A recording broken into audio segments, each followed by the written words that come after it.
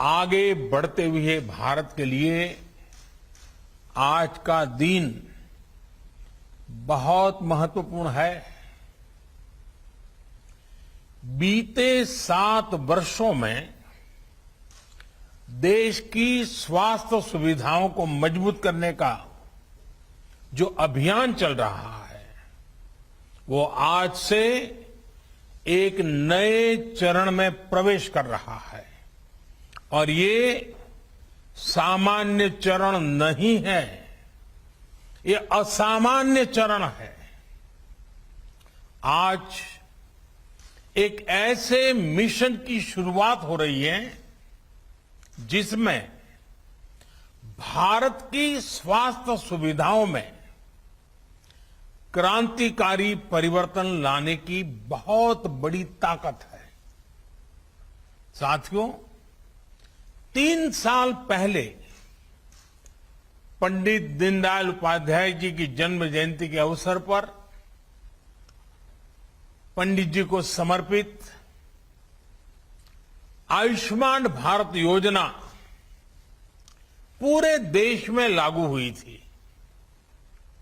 मुझे खुशी है कि आज से आयुष्मान भारत डिजिटल मिशन भी पूरे देश में शुरू किया जा रहा है।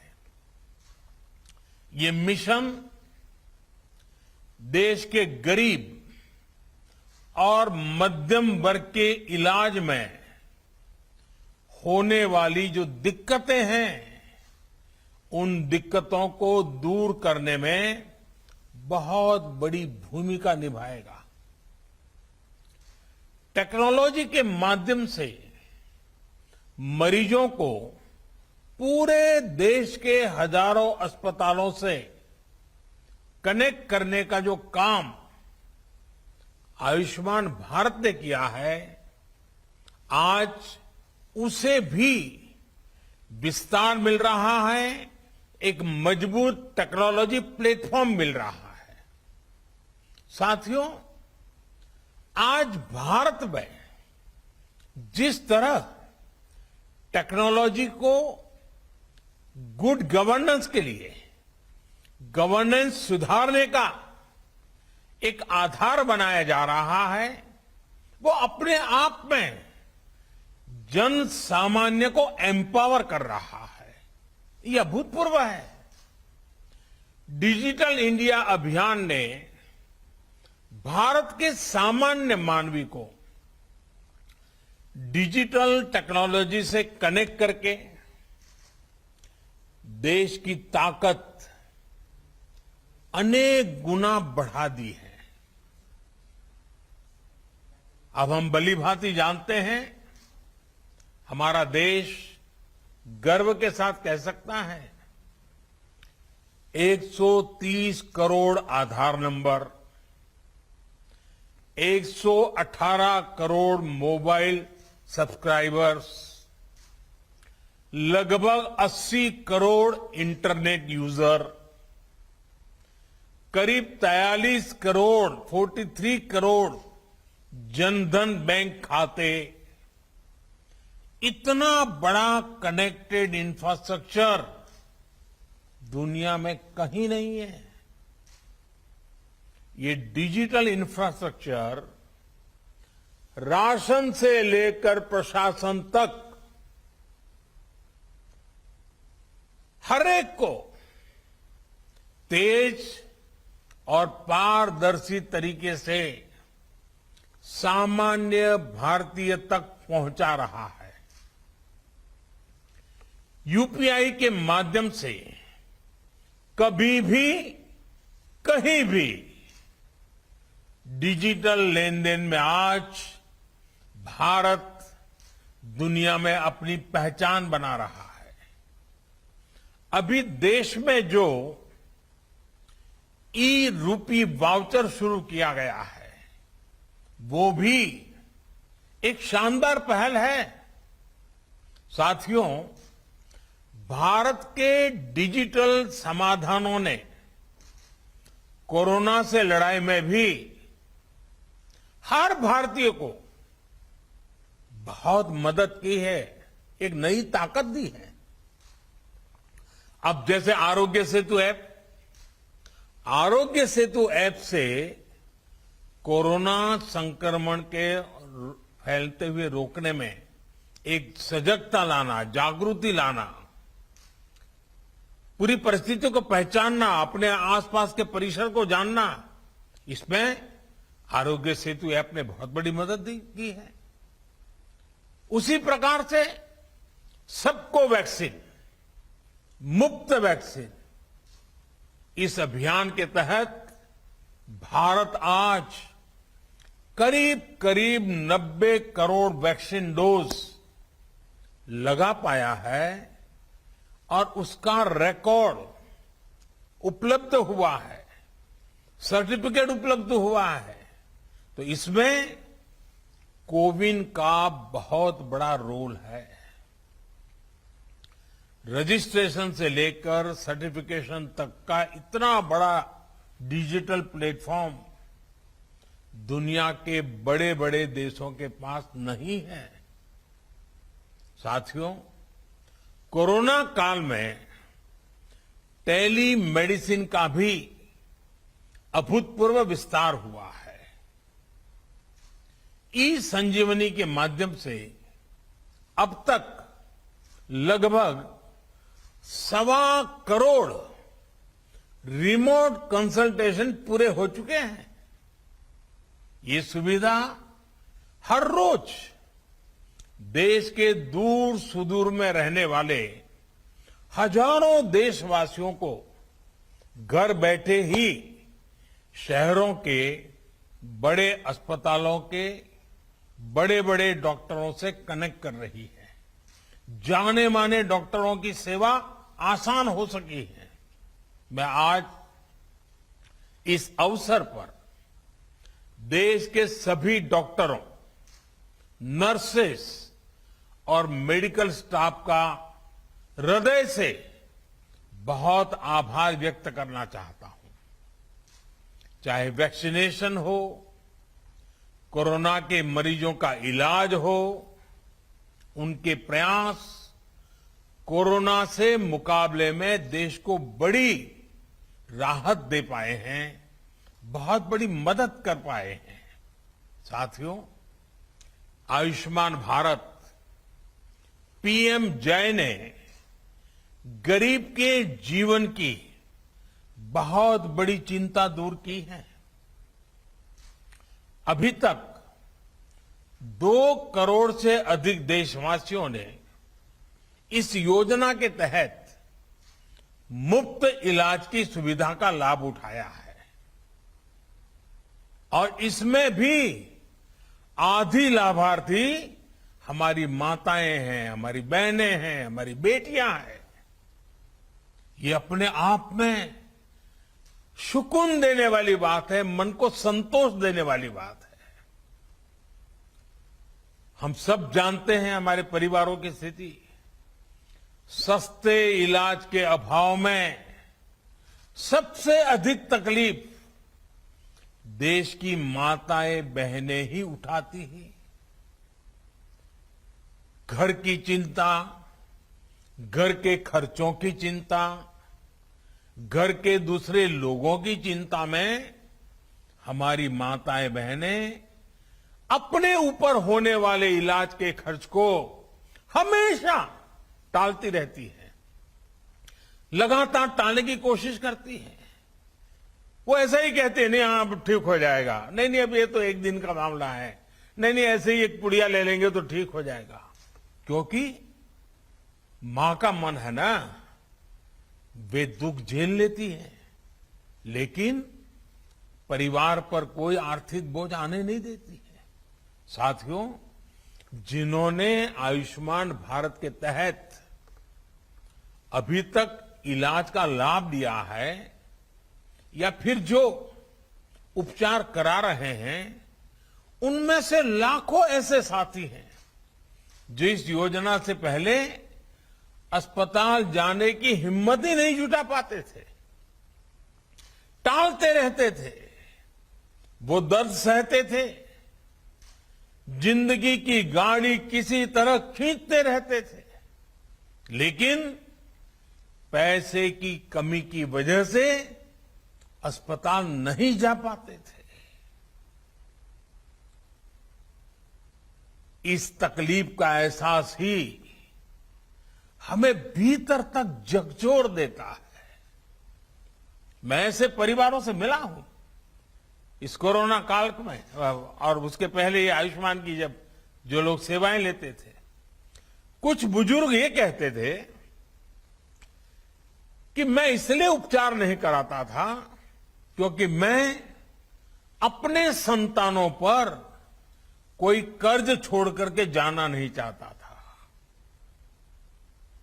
कुछ सहन कर लेंगे, हो सकता है जल्दी जाना पड़े, ईश्वर बुला ले तो चले जाएंगे, लेकिन बच्चों पर, संतानों पर कोई आर्थिक कर्ज छोड़ करके नहीं जाना है, इसलिए उपचार नहीं कराते थे। और यहां इस कार्यक्रम में उपस्थित हमसे ज्यादातर ने अपने परिवार में, अपने आसपास ऐसे अनेकों लोगों को देखा होगा। हमसे ज्यादातर लोग इसी तरह की चिंताओं से खुद भी गुजरे हैं। साथियों, अभी तो कोरोना काल है, लेकिन उससे पहले मैं देश में जब भी प्रवास करता था, राज्यों में जाता था, तो मेरा प्रयास रहता था कि आयुष्मान भारत के लाभार्थियों से मैं जरूर मिलूं। मैं उनसे मिलता था, उनसे बातें करता था, उनके दर्द, उनके अनुभव, उनके सुझाव मैं उनसे सीधा लेता था। ये बात वैसे मीडिया में या और सार्वजनिक रूप से ज्यादा चर्चा में नहीं आई, लेकिन मैंने इसको अपना नित्य क्रम बना दिया था। आयुष्मान भारत के सैकड़ों लाभार्थियों से मैं खुद रूबरू मिल चुका हूं, और मैं कैसे भूल सकता हूं उस बूढ़ी मां को जो बरसों तक दर्द सहने के बाद पथरी का ऑपरेशन करा पाई, वो नौजवान जो किडनी की बीमारी से परेशान था, किसी को पैर में तकलीफ, किसी को रीढ़ की हड्डी में तकलीफ, उनके चेहरे मैं कभी भूल नहीं पाता हूं। आज आयुष्मान भारत ऐसे सभी लोगों के लिए बहुत बड़ा संबल बनी है। थोड़ी देर पहले जो फिल्म यहां दिखाई गई, जो कॉफी टेबल बुक लॉन्च की गई, उसमें खास करके उन माताओं बहनों की चर्चा विस्तार से की गई है। बीते 3 सालों में जो हजारों करोड़ रुपए सरकार ने वहन किए हैं, उससे लाखों परिवार गरीबी के कुचक्र में फंसने से बचे हैं। कोई गरीब रहना नहीं चाहता है। कड़ी मेहनत करके गरीबी से बाहर निकलने के लिए हर कोई कोशिश करता है, अवसर तलाशता है।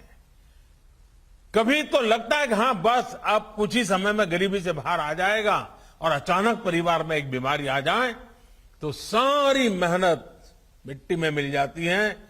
फिर वो 5-10 साल पीछे उस गरीबी के चक्कर में फंस जाता है। बीमारी पूरे परिवार को गरीबी के कुचक्र से बाहर नहीं आने देती है, और इसलिए आयुष्मान भारत सहित हेल्थ केयर से जुड़े जो भी समाधान सरकार सामने ला रही है, वो देश के वर्तमान और भविष्य में एक बहुत बड़ा निवेश है।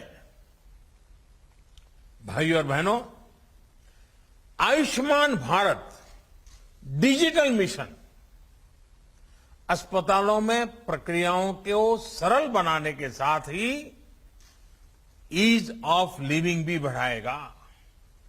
वर्तमान में अस्पतालों में टेक्नोलॉजी का जो इस्तेमाल होता है, वो फिलहाल सिर्फ एक ही अस्पताल तक या एक ही ग्रुप तक सीमित रहता है।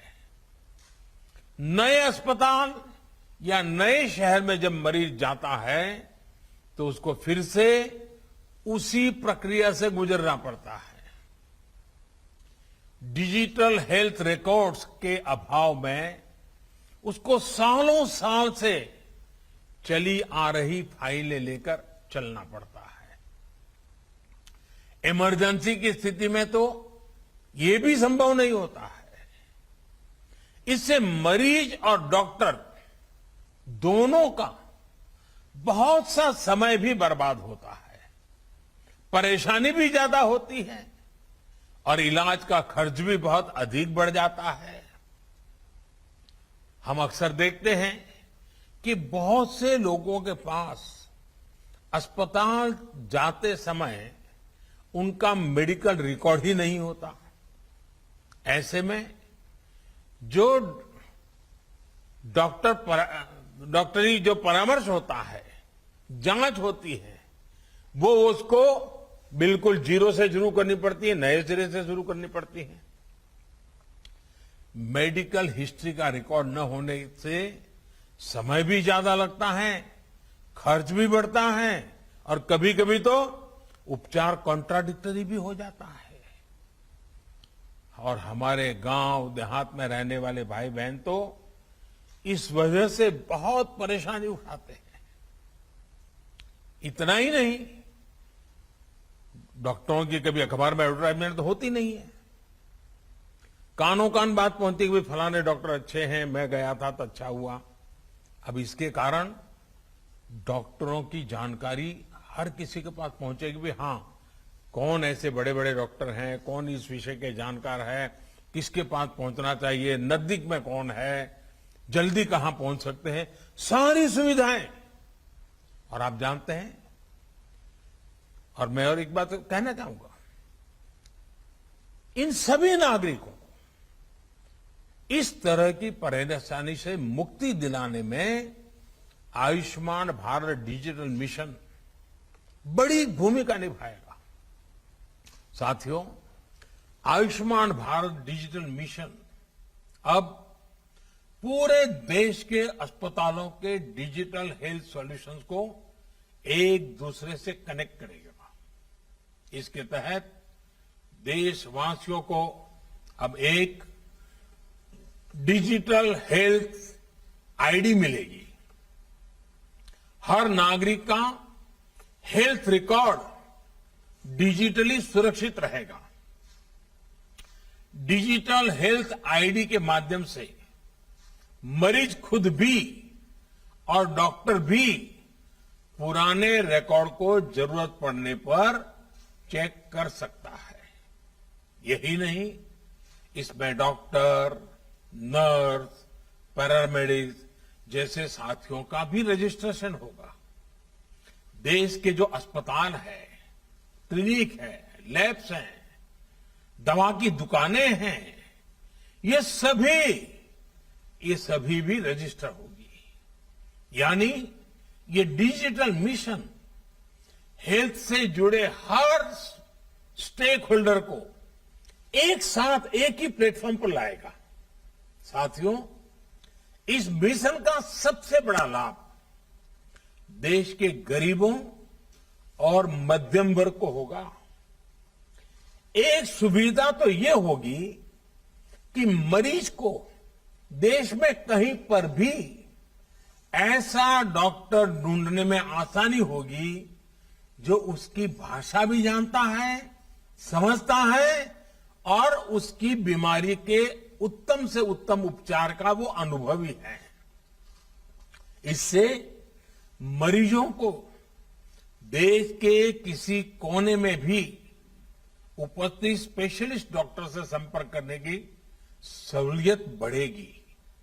सिर्फ डॉक्टर ही नहीं, बल्कि बेहतर टेस्ट के लिए लैब्स और दवा दुकानों की भी पहचान आसानी से संभव हो पाएगी। साथियों, इस आधुनिक प्लेटफॉर्म से इलाज और हेल्थ केयर पॉलिसी मेकिंग में से जुड़ा पूरा इकोसिस्टम और अधिक प्रभावी होने वाला है। डॉक्टर और अस्पताल इस प्लेटफॉर्म का उपयोग अपनी सर्विस को रिमोट हेल्थ सर्विस प्रोवाइड करने में कर पाएंगे। प्रभावी और विश्वस्त डेटा के साथ इससे इलाज भी बेहतर होगा और मरीजों को बचत भी होगी। भाइयों और बहनों, देश में स्वास्थ्य सेवाओं को सहज और सुलभ बनाने का जो अभियान आज पूरे देश में शुरू हुआ है, ये 6-7 साल से चल रही सतत प्रक्रिया का एक हिस्सा है। बीते वर्षों में भारत ने देश में आरोग्य से जुड़ी दशकों की सोच और अप्रोच में बदलाव किया है। अब भारत में एक ऐसे हेल्थ मॉडल पर काम जारी है जो होलिस्टिक हो, समावेशी हो। एक ऐसा मॉडल जिसमें बीमारियों से बचाव पर बल हो, यानी प्रिवेंटिव हेल्थ केयर, बीमारी की स्थिति में इलाज सुलभ हो, सस्ता हो और सबकी पहुंच में हो।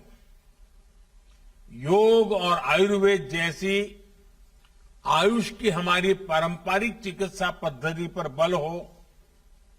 ऐसे सभी प्रोग्राम गरीब और मध्यम वर्ग को बीमारी के कुचक्र से बचाने के लिए शुरू किए गए। देश में हेल्थ इंफ्रा के विकास और बेहतर इलाज की सुविधाएं देश के कोने कोने तक पहुंचाने के लिए नई स्वास्थ्य नीति, हेल्थ पॉलिसी, स्वास्थ्य नीति बनाई गई। आज देश में एम्स जैसे बहुत बड़े और आधुनिक स्वास्थ्य संस्थानों का नेटवर्क भी तैयार किया जा रहा है। हर 3 लोकसभा क्षेत्र के बीच एक मेडिकल कॉलेज का निर्माण भी प्रगति पर है। साथियों, भारत में स्वास्थ्य सुविधाओं को बेहतर बनाने के लिए बहुत जरूरी है कि गांवों में जो चिकित्सा सुविधाएं मिलती हैं, उनमें सुधार हो। आज देश में गांव और घर के निकट ही प्राइमरी हेल्थ केयर से जुड़े नेटवर्क को हेल्थ एंड वेलनेस सेंटर में उससे सशक्त किया जा रहा है। अभी तक ऐसे लगभग 80,000 सेंटर्स चालू हो चुके हैं। ये सेंटर्स रूटीन चेकअप और टीकाकरण से लेकर गंभीर बीमारियों की शुरुआती जांच और अनेक प्रकार के टेस्ट की सुविधाओं से लैस हैं। कोशिश ये है कि इन सेंटर्स के माध्यम से जागरूकता बढ़े और समय रहते गंभीर बीमारियों का पता चल सके। साथियों, कोरोना वैश्विक महामारी के इस दौर में मेडिकल इंफ्रास्ट्रक्चर के निर्माण को निरंतर गति दी जा रही है। देश के जिला अस्पतालों में क्रिटिकल केयर ब्लॉक्स का इंफ्रास्ट्रक्चर तैयार किया जा रहा है। बच्चों के इलाज के लिए जिला और ब्लॉक के अस्पतालों में विशेष सुविधाएं बन रही है। जिला स्तर के अस्पतालों में अपने ऑक्सीजन प्लांट्स भी स्थापित किए जा रहे हैं। साथियों, भारत के हेल्थ सेक्टर को ट्रांसफॉर्म करने के लिए मेडिकल एजुकेशन में भी अभूतपूर्व रिफॉर्म्स हो रहे हैं।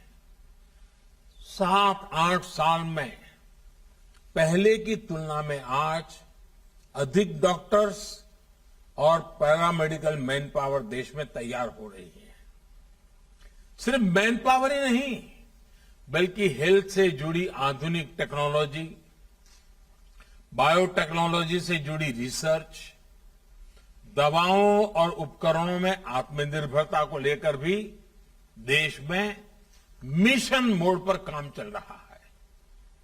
कोरोना की वैक्सीन के डेवलपमेंट और मैन्युफैक्चरिंग में भारत ने जिस तरह अपना सामर्थ्य दिखाया है, वो हमें गर्व से भर देता है। स्वास्थ्य उपकरणों और दवाओं के कच्चे माल के लिए पीएलआई स्कीम से भी इस क्षेत्र में आत्मनिर्भर भारत अभियान को बहुत ताकत मिल रही है। साथियों, बेहतर मेडिकल सिस्टम के साथ ही ये भी जरूरी है कि गरीब और मध्यम वर्ग का दवाओं पर कम से कम खर्च हो। इसलिए केंद्र सरकार ने जरूरी दवाओं, सर्जरी के सामान, डायलिसिस जैसी अनेक सेवाओं और सामान को सस्ता रखा है। भारत में ही बनने वाली दुनिया की श्रेष्ठ जेनरिक दवाओं को इलाज में ज्यादा से ज्यादा उपयोग में लाने के लिए प्रोत्साहन दिया गया है। 8,000 से ज्यादा जन औषधि केंद्रों ने तो गरीब और मध्यम वर्ग को बहुत बड़ी राहत दी है। और मैं जन औषधि केंद्र से जो दवाइयां लेते हैं, ऐसे मरीजों से भी पिछले दिनों मुझे कई बार बात करने का मौका मिला और मैंने देखा है कुछ परिवार ऐसे उनको डेली कुछ दवाइयां लेनी पड़ती हैं, कुछ उम्र में कुछ बीमारियों के कारण। इस जनऔषधि केंद्र के कारण ऐसे मध्यम वर्गीय परिवार के 1,000, 1,500, 2,000 रुपया हर महीना बच रहा है। साथियों, एक संयोग ये भी है कि आज का ये कार्यक्रम वर्ल्ड टूरिज्म डे पर आयोजित हो रहा है। कुछ लोग सोच सकते हैं कि हेल्थ केयर के प्रोग्राम का टूरिज्म से क्या लेना देना, लेकिन हेल्थ का टूरिज्म के साथ एक बड़ा मजबूत रिश्ता है, क्योंकि जब हमारा हेल्थ इंफ्रास्ट्रक्चर इंटीग्रेटेड होता है, मजबूत होता है, तो उसका एक सकारात्मक प्रभाव टूरिज्म सेक्टर पर भी पड़ता है। क्या कोई टूरिस्ट ऐसी जगह जाना चाहेगा जहां किसी इमरजेंसी में इलाज की बेहतर सुविधा ही न हो? और कोरोना के बाद से तो अब ये और भी महत्वपूर्ण हो गया है। जहां वैक्सीनेशन जितना ज्यादा होगा, टूरिस्ट वहां जाने में उतना ही सेफ महसूस करेंगे। और आपने देखा होगा, हिमाचल हो, उत्तराखंड हो, सिक्किम हो, गोवा हो, ये जो हमारे टूरिस्ट डेस्टिनेशन वाले राज्य हैं, वहां बहुत तेजी से, अंडमान निकोबार हो, बहुत तेजी से वैक्सीनेशन को बल दिया गया है, क्योंकि टूरिस्टों के लिए मन में एक विश्वास पैदा हो। आने वाले वर्षों में ये बात निश्चित है कि सारे फैक्टर और भी मजबूत होंगे। जिन जिन जगहों पर हेल्थ इंफ्रा बेहतर होगा, वहां टूरिज्म की संभावनाएं और ज्यादा बेहतर होगी। यानी हॉस्पिटल और हॉस्पिटैलिटी और एक दूसरे के साथ मिलकर चलेंगे। साथियों, आज दुनिया का भरोसा भारत के डॉक्टर्स और हेल्थ सिस्टम पर लगातार बढ़ रहा है। विश्व में हमारे देश के डॉक्टरों ने बहुत इज्जत कमाई है, भारत का नाम ऊंचा किया है। दुनिया के बड़े बड़े लोगों के साथ आप पूछोगे तो कहेंगे, हां, मेरा एक डॉक्टर तो हिंदुस्तानी है। यानी भारत के डॉक्टरों की नामना है। भारत के इंफ्रास्ट्रक्चर अगर मिल जाए तो दुनिया से हेल्थ के लिए भारत आने वालों की संख्या बढ़नी ही बढ़नी है। इंफ्रास्ट्रक्चर की कई मर्यादाओं के बीच भी लोग भारत में ट्रीटमेंट कराने के लिए आते हैं और उसकी कभी तो बड़ी इमोशनल कथाएं हमें सुनने को मिलती। छोटे छोटे बच्चे हमारे अड़ोस पड़ोस के देशों से भी जब यहां आते हैं, स्वस्थ होकर के जाते हैं, पूरा परिवार खुश, तो उस देश में भी खुशियां फैल जाती है। साथियों, हमारे vaccination program, CoWIN technology platform और फार्मा सेक्टर ने हेल्थ सेक्टर में भारत की प्रतिष्ठा को और बढ़ाया है। जब आयुष्मान भारत डिजिटल मिशन द्वारा टेक्नोलॉजी की नई व्यवस्थाएं विकसित होगी तो दुनिया के किसी भी देश के मरीज को भारत के डॉक्टरों से कंसल्ट करने, इलाज करने, अपनी रिपोर्ट उन्हें भेजकर परामर्श लेने में बहुत आसानी हो जाएगी। निश्चित तौर पर इसका प्रभाव हेल्थ टूरिज्म पर भी पड़ेगा। साथियों, स्वस्थ भारत का मार्ग आजादी के अमृत काल में भारत के बड़े संकल्पों को सिद्ध करने में, बड़े सपनों को साकार करने के लिए बहुत जरूरी है। इसके लिए हमें मिलकर अपने प्रयास जारी रखने होंगे। मुझे विश्वास है चिकित्सा क्षेत्र से जुड़े सभी व्यक्ति